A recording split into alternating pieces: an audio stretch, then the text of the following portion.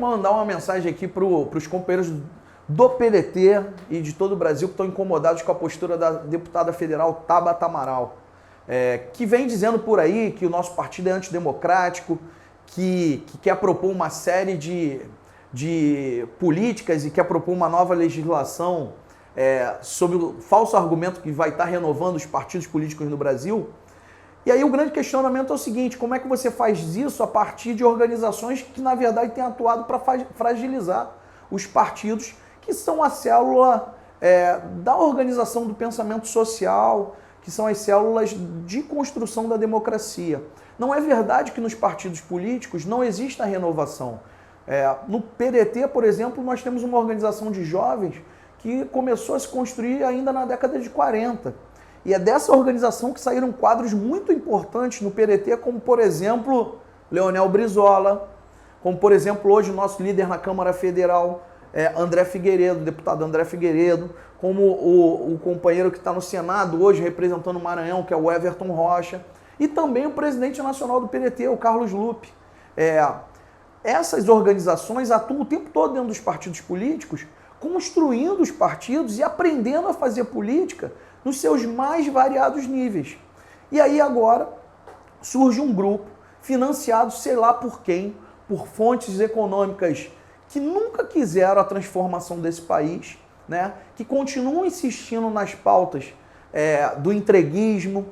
nas pautas que vão contra o nacionalismo, nas pautas que querem discutir a realidade brasileira na superficialidade, e eles se atribuem o rótulo de renovadores da política brasileira. É uma grande mentira, e o PDT, assim como outras organizações políticas, caiu nesse golpe. E aí a gente elegeu uma deputada para São Paulo super bem votada, que teve ali na figura do Ciro o apoiamento, que teve junto o tempo todo do Ciro, utilizando-se inclusive do prestígio do Ciro Gomes, e que de repente, quando chega numa votação fundamental, que foi democraticamente discutida dentro do nosso partido, em várias reuniões, inclusive muitas reuniões que eu participei, e aí ela vota contra toda a história de uma organização política, vota contra a história dos militantes que construíram essa organização, e sem qualquer tipo de argumento que sustente essa votação. Porque quando ela entrou no PDT,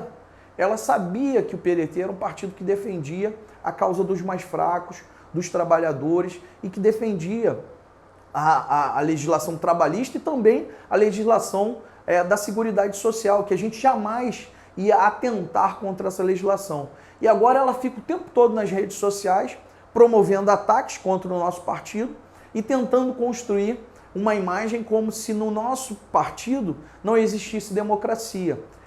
Queria dizer para a deputada Tabata, que eu conheço,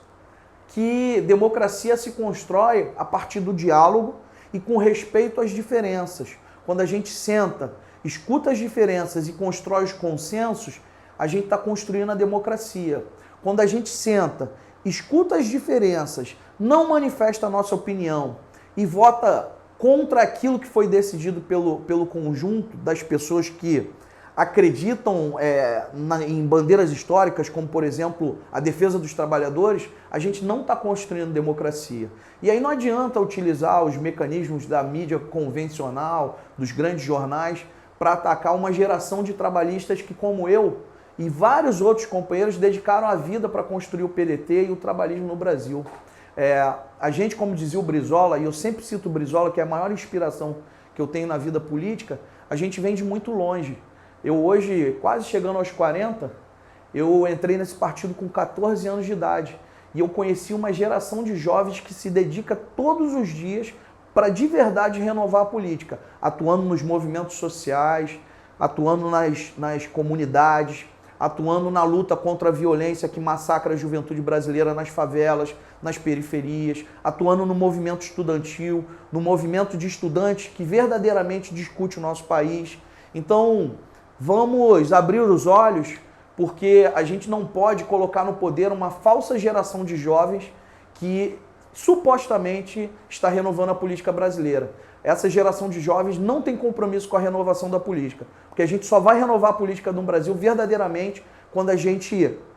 conseguir empoderar uma geração de jovens que pensem num Brasil grande num Brasil soberano, num Brasil transformado, para muito distante do que esses jovens dessas organizações paralelas estão construindo hoje.